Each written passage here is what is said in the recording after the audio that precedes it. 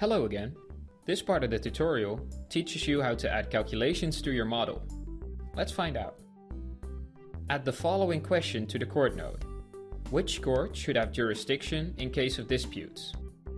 Because the answer requires 3 specific options, you will have to make your own answer template. You can make multiple choice questions by clicking the green plus located next to the drop-down menu.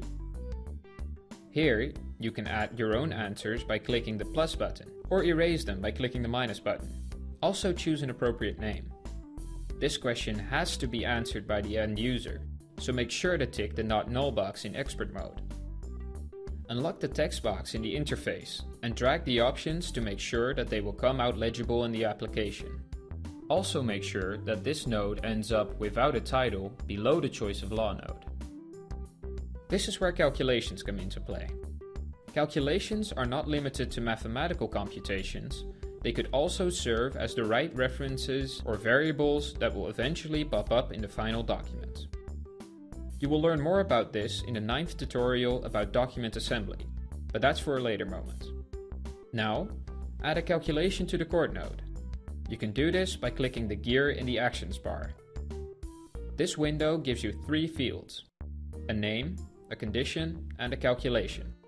The name is later used to determine whose name is going to appear in a generated document. The condition, picked from the drop-down menu, is going to determine which choice fits which variable.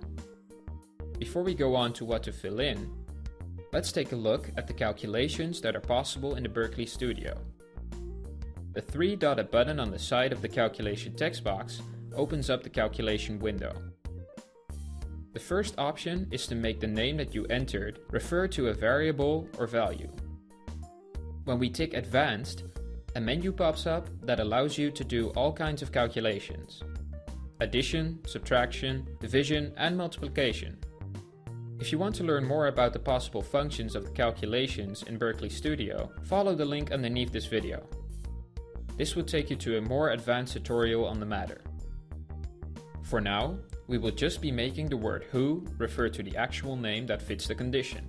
In other words, who could refer to the buyer, the vendor, or the enterprise. Let's start with the buyer.